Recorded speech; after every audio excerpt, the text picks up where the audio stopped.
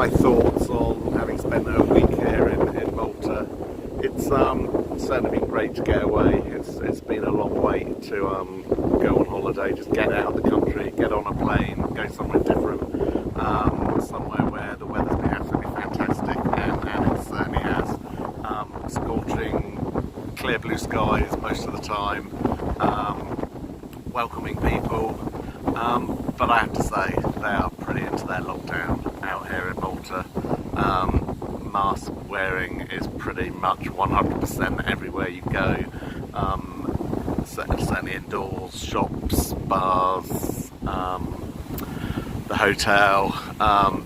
Very high expectation that everyone wears a mask, which is pretty bad in this heat, I have to say. You soon get incredibly sweaty underneath the mask, and considering Malta's relatively low case numbers and very, very low number of deaths, you do wonder why they're being stricter about it, I think, even than we are in Britain. Clearly, I ended up here on my own for a week because Malta suddenly changed the rules, and even though the UK had put Malta on the green list, Malta changed the rules about a week and a half before I was due to come, which meant my son couldn't come, because basically you have to be double jabbed, and we're not double jabbing kids, and he's over the minimum age range, so he's sitting back home in the UK with his mum, so I couldn't get a refund, so I took the decision to come on my own. Long time since I've done a holiday on my own, but yeah, it's been okay. It's been a nice break, a nice relaxing break. As I say, the bureaucracy to get out here and to get back, again, quite ridiculous.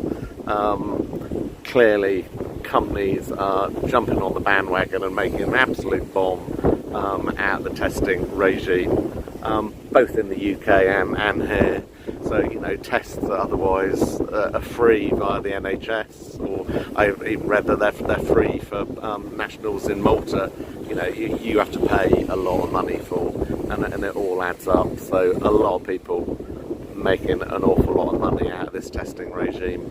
And yeah, how genuine is some of it? I was only watching a video the other day of a testing organisation in the UK with some undercover footage. Basically they're throwing all the deliveries of tests straight in the bin, not testing them, and then just sending out negative results to everyone. So I am not surprised that that's happening, and that obviously the government's audit regime of these testing organisations is pretty weak, if existent at all. And basically, if you want to come abroad, you've got to go through an awful lot of hassle. You've got to pay an awful lot of extra money. Is it worth it? Well, it's been great to be here. I mean, just the views. It's great being near the sea. Food's been great. The hospitality, as I say, has been great. So yeah, I'm glad I came. But it is pitiful to see an island which survives on the tourist trade is so very badly suffering at the moment. Everywhere is quiet. Even walking out around the streets last night on a Friday night, everywhere was quiet.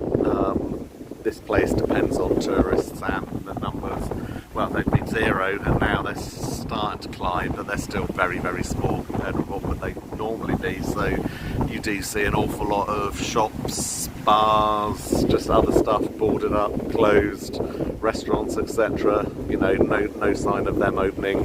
And imagine, as is happening back in the UK, a lot of them are just literally going out of business. Some of them will come back, and some are making an effort now and trying to drum up some trade, but there's just not many people out here. In all the areas that are the sort of the tourist areas where there are apartment blocks, you can see a lot of the apartments are just empty. No one's there. So very, very sad for areas of the world that are dependent on tourism. And I say, let those tourists back in. Let's get life going once again, because a lot of people's lives economic, financial, monetary lives depend on it, and all the other impacts that we know that these lockdowns have on mental health, domestic violence, other health conditions being diagnosed and treated. We've got to get out of this global pandemic. I think probably often sitting in the UK we think it's just us, but no, of course it's the entire world.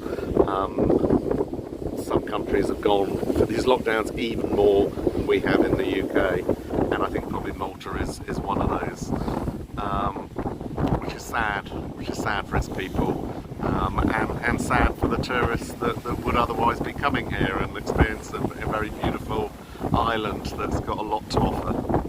But anyway, I've had a great week here, so back to Blighty tomorrow, back on the plane, hoping my my test to re-enter the UK is a legitimate one and is the right one.